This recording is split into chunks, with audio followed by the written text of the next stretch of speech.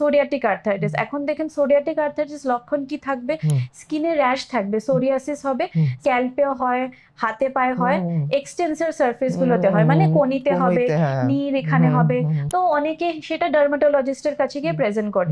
তো তারপর অনেকের আর্থারাইটিস হলে কি স্কিন লিশনস এর আগেও হতে পারে, তারপরেও হতে পারে, একসাথেও হতে পারে। আচ্ছা, তো এটা একটা সোরিয়াটিক আর্থারাইটিস হলো। আরেক রকমের যেটা আর্থারাইটিস থাকে সেটা spondylo arthritis.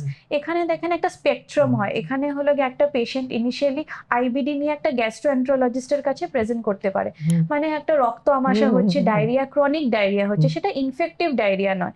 Infective diarrhoea antibiotic খেলে সেরে যায়, মানে একটা ক্রনিক ডায়রিয়া হচ্ছে বা ব্লাডি ডায়রিয়া হতে পারে, নন ব্লাডিও হতে পারে।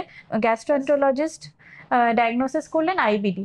কিছুদিন পর দেখা গেল যে পেশেন্টের গাঁঠে গাঁঠে ব্যথা হচ্ছে বা কোমরে ব্যথা হচ্ছে, একটা টান ভাব হচ্ছে। আর অনেক সময় হয় কি চোখও লাল হয়ে যেতে পারে, চোখে লাল ভাব, চোখে ব্যথা, রোদে দেখতে ঝাপসা, উনি দেখতে পাচ্ছেন না, তো ইউভিআইটিস হয়। তো একটা স্পেকট্রাম অফ ডিজিজ, যেখানে ইউভিআইটিস, ইনফ্লেমেটরি বাওয়েল ডিজিজ এইসব হচ্ছে, সাথে হলো গিয়ে কোমরে ব্যথা, টান ভাব, বিভিন্ন পায়ে ব্যথা, ঘুম থেকে উঠে পায়ের গোড়ালিটা মাটিতে রাখলে ব্যথা করছে।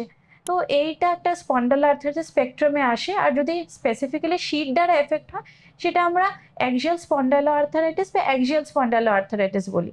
তো এই ধরনের আর্থারাইটিস কাদের হয়? যাদের ধরো বয়স 40 বা 45 ইয়ার্সের নিচে। আর আগে ভাবা যেত যে মেলস প্রিডমিনেন্ট হয় অ্যাক্সিয়াল বা অ্যাঙ্কাইলোজিং স্পন্ডাইলাইটিস।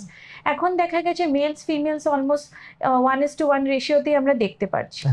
তো দেখেন অটোইমিউন ডিজিজগুলো যেহেতু বললাম যে ডিসফাংশনাল ইমিউনিটির জন্য হচ্ছে, তো তার জন্য খালি জয়েন্টই এফেক্ট হবে সেটা নয়, মানে আপনার বডির অন্য অর্গানসগুলো এফেক্ট হতে পারে।